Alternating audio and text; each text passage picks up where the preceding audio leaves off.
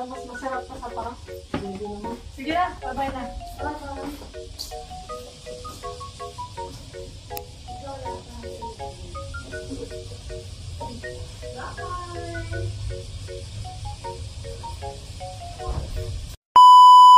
Hi guys! Welcome back to my channel.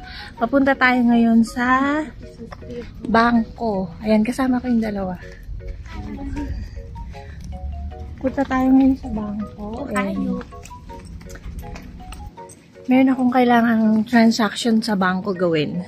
And after sa bangko, pupunta tayo sa Apita uli. Bibili ng pagkain. Saka, bibili ng panali sa buhok. Yun. Diba nagpapabili si Ate Tata? Papabili kasi yung si Ate Tata ng panali sa buhok na wala na doon panali niya. Tingnan nyo guys yung mga bahay dito, oh. Ang gaganda, diba? Para ka nasa nasa mundo tayo na yun ni mundo ni Doraemon. Ang gaganda ng bahay, oh.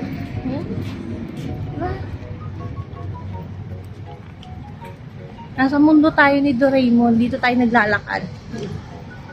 Hanapin natin si Nobita tsaka si Shizuka. Ayan, nandito tayo sa bangko. Ayan, bangko nila to.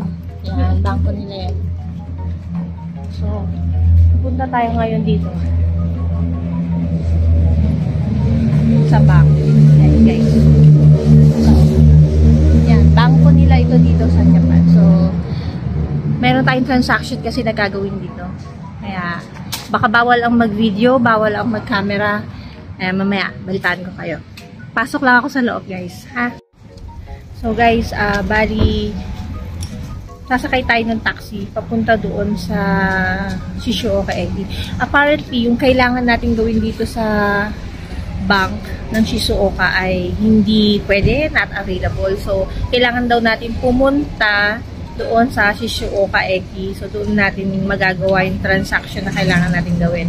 So, naghihintay kami ngayon ng taxi. Buti na lang mabait yung bank personnel dito. Siya yung nag-book ng taxi para sa amin. So, hintayin lang namin siya dito sa labas.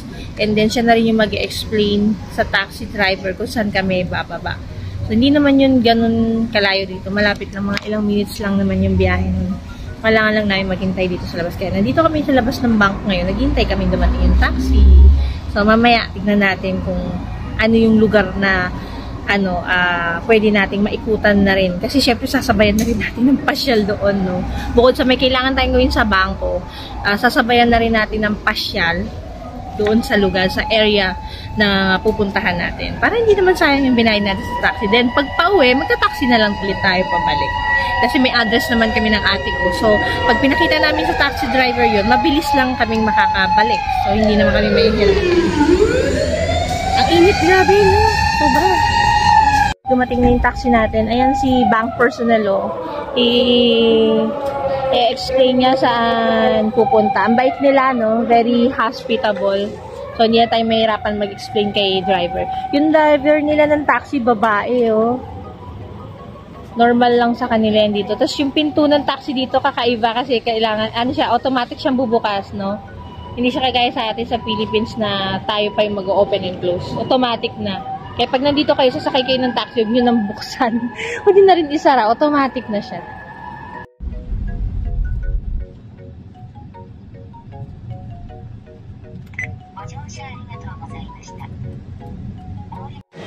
So guys, nandito na tayo sa Shizuoka Eki or Shizuoka Station. May hahanapin kami dito. Dahil dito kami tinuro na dito daw namin yun makikita. Kita mo yun? Ang ganda ng Japanese mo. Nakita mo yung mukha niya. Ang ganda ng Japanese. Actually guys, sa Korea, nakita lang natin sila na magaganda sila sa TV, no? Pero in person, for my own observation, no, konti yung magandang babae sa Korea. Pero dito sa Japan, maraming magandang babae dito. Hindi lang ganun kaano yung kanilang iped, yung pantay na pantay. Parang hindi naman uso sa kanila yung perfect, yung set ng teeth, eh. Pero yung mukha nila magaganda. yung mga Japanese na babae. Compare ko kay Korea na mga babae, mga mukha ng Korean na ordinary people sa Korea. Kasi pag artista sa Korea, talaga maganda talaga yung mukha nila. Pero yung mga ordinary people lang, hindi sila ganun ka gandang-ganda kagaya sa mga nakikita natin sa TV. So, sa sariling observation ko lang yun ha. Kasi nakarating na ako ng Korea ilang beses na. And then dito rin sa Japan, nakailan na rin ako. Kaya yun lang yung na-observe ko. Tsaka ang gaganda nila pumorma. Buti pa sila mga payat, no? Kahit na laging kinakain nila sushi. Diba kaanin yun? Pero ang payat nila, hindi sila kagaya sa atin sa Pilipinas, no? Kumain lang ng konting rice, ang taba-taba na. Eh, nahanap namin yung kailangan namin, guys. Wait lang. Ayan, guys. Tapos na tayo dun sa transaction natin. Actually, hindi tayo sa bangko nakagawa ng transaction. Ito sa kanila global. Meron kasi tayong in-inquire regarding sa kanilang bank products, ganyan. So, naghanap tayo ngayon ng pwede nating mabiling pagkain. Nandito pa rin tayo sa Shizuoka Eki or Shizuoka Station. Hahanap tayo dito ng pwede natin maging lunch. So, kasama ko yung kapatid ko tsaka pamangkin ko. So, nag-iikot-ikot kami ngayon. Hahanap tayo ng makakain or mabibiling pagkain. Tapos, iuwi natin doon sa bahay ng kapatid ko. Kasi, sabay-sabay kami kakain o kami kakain.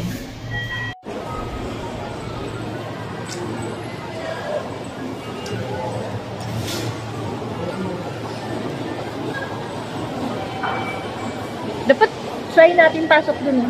Tignan natin anong meron dun.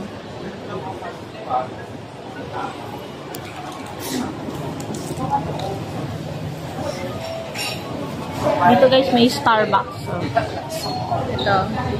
Ito, gift shop.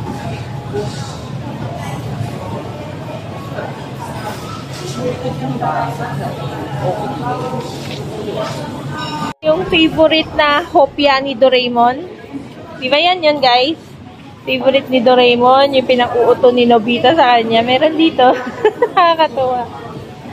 Oh, meron sila dito niyan. Hi guys! Nandito tayo ngayon sa Apita Mall.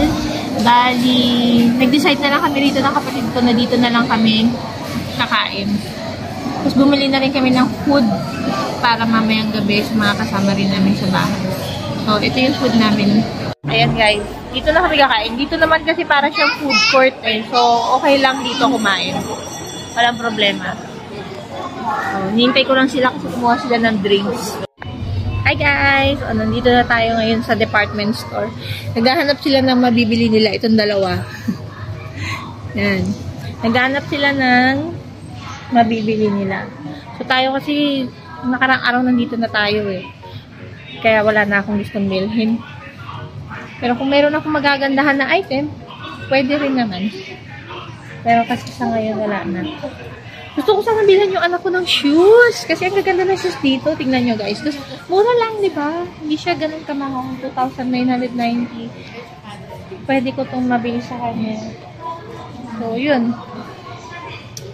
Ikot-ikot kami guys. 470 lang. Ayan guys, so nanalo tayo! Tingnan nyo! Makuha natin si Minyo! Tapos may nakuha pa tayo isa pa! Naglaro ako dito. Ayan siya. Kukunin na natin. Wow! Yay! Nakuha natin siya. Na-addict ako. Diyos ko, isang laro is 200 yen. Na-addict yata ako dito ah. Yay! Ito sana si Super Mario oh. Ang bigat niya eh. Ayan, at natapos na kami sa pag-iikot ngayong araw. Eto, namili kami. Sinamahan ko sila. Namili rin sila kasi. So, dito kami namili sa pick up ulit. Vintage store. Kasi dito lang yung items na mura, tapos branded siya. Kaya gusto nila rito bumili. Nung kahapon kasi pumunta kami, wala sila. Kami lang ng dalawang kapatid. Kaya ngayon, sinama ko na sila. Nag-enjoy naman sila. Okay guys, kung gusto nyo yung video na naipakita ko sa inyo, follow nyo lang ako. mag-subscribe kayo sa aking channel para updated kayo sa mga posts ko. And see you on my next vlog. Bye! Bye!